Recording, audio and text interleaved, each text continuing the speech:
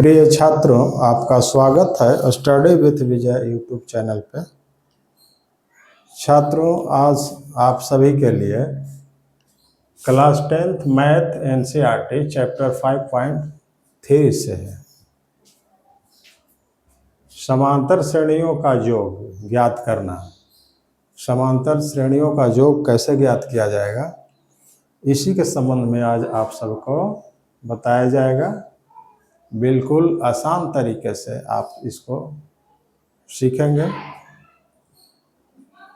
तो इसमें 3 प्रश्न लिए गए हैं जो आपके बोर्ड परीक्षा के एग्ज़ाम में बहुत महत्वपूर्ण होगा। तो आइए हम शुरू करते हैं। आप इस वीडियो को बिल्कुल शुरू से अंत तक देखने का प्रयास करेंगे, आपको अच्छी तरह से समझ में आ जाएगा। बिल्कुल आसान तरीके से बताया गया है कि समांतर श्रेणियों का योग कैसे ज्ञात करते हैं। तो आइए शुरू करें, सीखते हैं समांतर श्रेणियों का योग कैसे ज्ञात करेंगे। तो यहाँ पे सॉल्यूशन में पहला ए, यहाँ पर दिया गया है ए के मतलब क्या होता है? ए का मतलब एपी का पहला पद। ए का मतलब होता है एपी का पहला पद, प्रथम पद ए है। तो यहाँ पर ए बराबर दिया हुआ है 5 और डी का मतलब सार्व अंतर। सार्व अंतर यानी प्रत्येक अगला पद में से उसके पहले वाली पद घटाते हैं तो सार्व अंतर ज्ञात होता है, मालूम हो जाता है। तो वही सार्व अंतर दिया हुआ है, यानी पदों का अंतर कितना है? 3 का है। तो 3 है। ए एन है, यानी ए एन यानी एनवा पद कितना है? तो 50 दिया गया है। एनवा पद 50 दिया गया है। तो पूछा क्या जा रहा है? एन और एस एन ज्ञात करना है। एन बराबर और एस एन बराबर, ये 2 चीज़ निकालना है, एन और एस एन। तो यहाँ पर एन बराबर क्या होता है? हमको एन और एस एन पूछा जा रहा है निकालने के लिए। तो ये है समांतर श्रेणियों का योग। समांतर श्रेणियों का योग है एस एन और एन का है पदों की संख्या है। तो सबसे पहला नंबर पदों की संख्या हम ज्ञात करेंगे, तब पदों का योग ज्ञात करेंगे। तो यहाँ पर देखिए एक सूत्र है ए एन। एक सूत्र क्या है? ए एन बराबर होता है A plus N minus 1 into D. सूत्र क्या है? ए एन बराबर A plus N minus 1 into D होता है।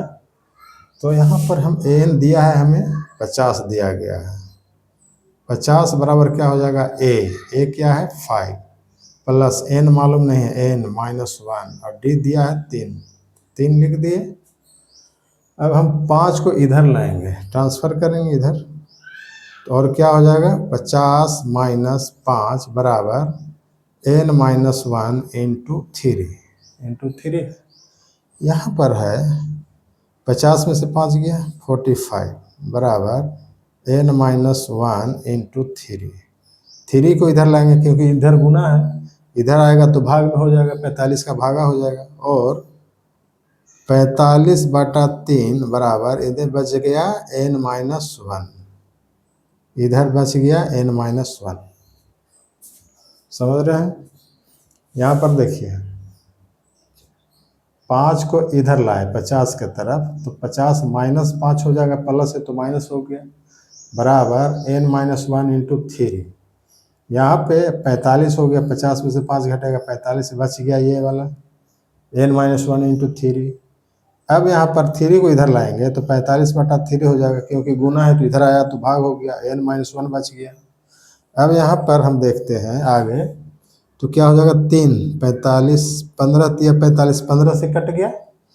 अब यहाँ पर देखिए यहाँ हो गया 15 बराबर एन माइनस 1। अब यहाँ पर हमको एन निकालना है, ये देखिए एन, तो एन निकल जाएगा, 1 को इधर लाएंगे और 15 प्लस 1 बराबर एन, एन को इधर छोड़ दें तो 1 इधर आएगा, तो 15 + 1 हो गया, 15 + 1 बराबर n, यानी n का मान कितना आ जाएगा, और 16 बराबर n, यानी n निकल गया कि नहीं, और n बराबर 16, यहाँ पर हम 16 भर दें तो n हमें इस प्रकार से प्राप्त हो गया। अब हमको चाहिए Sn निकालना, Sn, यानी Sn क्या होता है, समांतर श्रेणियों का योग, समांतर श्रेणियों का योग, यानी Sn बराबर होता है, Sn का सूत्र होता है, Sn बराबर होता है n/2 into 2a plus n-1 into d, यही सूत्र है। Sn का सूत्र है n/2 into 2a plus n-1 into d, बस इसी को बैठा देना है। यहाँ पर देखिए n कितना आया, 16, तो यहाँ पे 16/2, ये 2a है, यानी 2 गुने a कितना है, a है 5, तो 2 गुने 5 प्लस n कितना है 16-1 इंटू d कितना है, तो d 3 है, यहाँ पर 3 बैठा दें, बस सॉल्व हो गया। यहाँ पे 2 से कट जाएगा 8 बार में, बराबर हो गया 8 इंटू 5 दूनी 10 प्लस 16 में से गया 15 गुने 3, ऐसे। तो इस तरह से हमको क्या मिल रहा है, 8 इंटू और 8 इंटू 10 प्लस 15 × 45, 10 प्लस 15 × 45, और Sn बराबर 8 इंटू 45 और 10 55, Sn बराबर कितना होगा, 55 को 8 से गुना कर देना। अब क्या करना है, 55 को 8 से गुना कर देना है, तो क्या हो जाएगा, 8 × 5 = 40, 8 × 5 = 40, 8 × 5 = 40, 4 × 44, 440 आंसर। यह इस प्रकार से हम Sn प्राप्त कर लेते हैं। तो ये हो गया Sn बराबर 440। तो ये पहला प्रश्न का ये सॉल्यूशन निकल गया। अब आइए दूसरा प्रश्न देखते हैं, ये वाला, तो हम इसे मिटाएं, चलिए।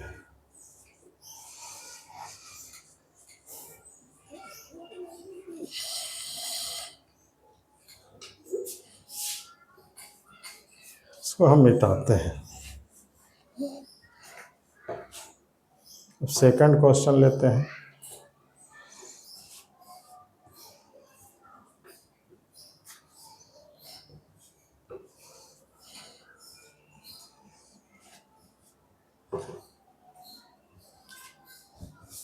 सेकंड क्वेश्चन है, a बराबर 7 दिया हुआ है, सॉल्यूशन में a का मान दिया हुआ है, यानी प्रथम पद दिया हुआ है 7 और 13वां पद दिया हुआ है, 13वां पद कितना है 35, d और s 18 निकालना है।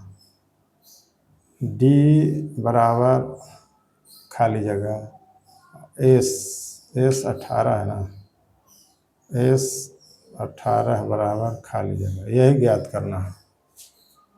तो जो चीज़ दिया हुआ है उसी के आधार पर हम ज्ञात करें। पहला पद दिया हुआ है, 13वां पद दिया हुआ है, d मालूम नहीं है, s 18 निकालना है, यानी पदों के 18 पदों का योग निकालना है।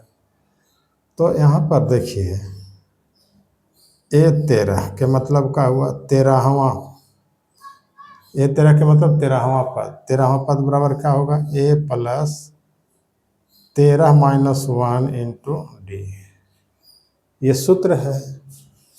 an बराबर क्या होता है, a plus n-1 into d, तो 13 बराबर a13 बराबर a प्लस 13 - 1 इंटू d होगा। अब यहाँ पर a13 का मान कितना 35 दिया है, तो हम लिख सकते हैं 35 बराबर a का मान 7 है, तो 7 प्लस 13 में से गया 12, और d का मान कितना नहीं है 12, d लिख देंगे। अब क्या होगा, अब इसको इधर लाएंगे, और 35 - 7 बराबर 12d, और 35 में से 7 गया 28 बराबर 12D। 35 में से 7 गया तो 28, 12D हमको D निकालना है। और 28 12 को इधर लाएंगे तो बटा में बराबर D निकल गया, यानी 4 से 4 सत्ते 4 तिया कट गया, यानी हमको D बराबर कितना निकला 7/3। ये इसमें भर देंगे 7/3, D हमें प्राप्त हो गया। अब निकालना है 18 पदों का योग। इस 18 के मतलब क्या हुआ, सम ऑफ 18 टर्म्स, यानी 18 पदों का योग। एपी के 18 पदों का योग निकालना है हमें। तो यहाँ पर क्या करेंगे, एस 18 बराबर क्या हो जाएगा, एस एन बराबर होता है n/2, तो एस 18 बराबर क्या हो जाएगा 18/2 इंटू 2a, यानी 2a यहाँ पर सूत्र है 2a, इसमें मालूम है हमें a 7 है, तो यहाँ पर लिख देंगे 2 गुने 7 2a प्लस n-1। n कितना है, n तो मालूम नहीं है, हाँ n 18 है, कहा गया s 18 है, तो 18-1 इंटू डी कितना आता है 7/3 आता है, तो निकल जाएगा इस प्रकार से। इसमें बैठा देंगे 2 9 9 हो गया बराबर 9 इंटू 7 दूनी 14 प्लस 17 हो जाएगा 17 गुने 7/3 कितना हो जाएगा बराबर 9 इंटू ये कितना हो जाएगा 14 तिया 42, इसमें गुना हो जाएगा प्लस 17 7 19 से 119 बटा में 3, ये हो गया 3 से ही कट जाएगा 3 तिया 9 बराबर 3 गुने 119 और 42 कितना हो जाएगा 9 2 11 और 4 1 5 और 1 6, 4 1 5 1 6 और 1 161, 161 और 3 में गुना कर दें तो कितना हो जाएगा बराबर 3 इकाई 3 6 तिया 18 3 इकाई 3 1 4 483 आंसर, यानी S18 का मान कितना आया 483 आंसर, ये हो गया। तो ये भी प्राप्त हो गया 483।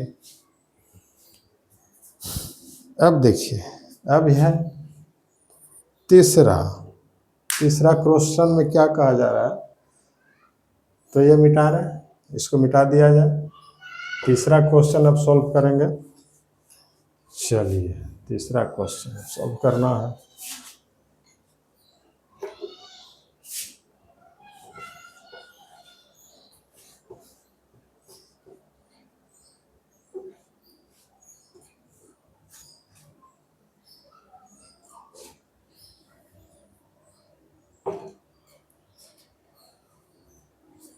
यहाँ पर क्या दिया गया है, देखिए सॉल्यूशन में हम A12 यानी 12वां पद इतना है, A12 के मतलब A12 के मतलब 37, यानी 12वां पद 37 है और D बराबर 3 है, तो A और S12 निकालना है। A बराबर खाली जगह और S12 यानी 12 पदों का योग निकालना है। ये आपके सामने प्रश्न रखा गया है। तो यहाँ देखिए A इतना दिया हुआ है, यानी A12 बराबर क्या हो जाएगा A प्लस 12-1 इंटू डी। अब 12 पद 12वां पद 37 है, ये 12 का मान 37 है, यहाँ पर 37 लिखेंगे बराबर A प्लस यानी A प्लस 11 डी और डी का मान 3 है 37 बराबर A प्लस 11 गुने 3, डी का मान 3 है और 37 बराबर A प्लस 11 तिया 33 और 37 माइनस 33 बराबर A। 33 को इधर ले लाएं और A यहाँ रह गया, तो A का मान कितना निकला 37 में से 33 गया 4 बराबर A, यानी A बराबर और ए बराबर 4, यही 4 ए निकल गया, यहाँ ए का मान 4 हमें प्राप्त हो जाता है। तो इस प्रकार से हम ए ज्ञात कर लेते हैं। किससे? इससे। अब आइए, हमको S12 की ज़रूरत है, यानी 12 पदों की योग निकालना है। समांतर श्रेणी के 12 पदों का योग निकालना है। तो 12 पदों का योग यानी S12 क्या हो जाएगा? S12 एस एन बराबर होता है n/2, तो S12 बराबर 12/2 हो जाएगा। इंटू 2a होता है, a का मान कितना 4 आया है, तो 4 2 गुने 4 plus n-1 into D. n कितना है? तो n 12 है, n के जगह पर 12 है, तो यहाँ पर 12-1 इंटू डी कितना है? तो 3 है, यहाँ पर 3 बिठा देंगे, 3 यहाँ पे बिठाना है। इस प्रकार से हमको S12 का मान निकल जाएगा। 2 छक्के यानी S12 बराबर क्या हो जाएगा? 2 छक्के कट गया, 4 दूनी 8 हो गया, तो 6 इंटू 4 दूनी 8 प्लस 12 में से 1 गया, 11 गुने 3, इस तरह से। और S12 बराबर क्या हो जाएगा? 6 इंटू 8 प्लस 11 तिया 33, और S12 बराबर 6 इंटू 33 8 41। हम 6 से 41 को गुना कर देंगे, तो क्या हमारा S12 प्राप्त हो जाएगा, यानी S12 बराबर 6 इकाई 6, 6 चौके 24, 246, यही आंसर हो गया। इस प्रकार से समांतर श्रेणियों का पदों का योग इस प्रकार से हम निकालते हैं। इस प्रकार से हम समांतर श्रेणियों का योग ज्ञात करते हैं। तो अब हमारा वीडियो यही लास्ट, अब इसके बाद हम अगले किसी दूसरे वीडियो के साथ आपके साथ शामिल होंगे। तो अगर आपको यह वीडियो अच्छा लगा हो तो इसे लाइक और सब्सक्राइब करें। तब तक के लिए धन्यवाद।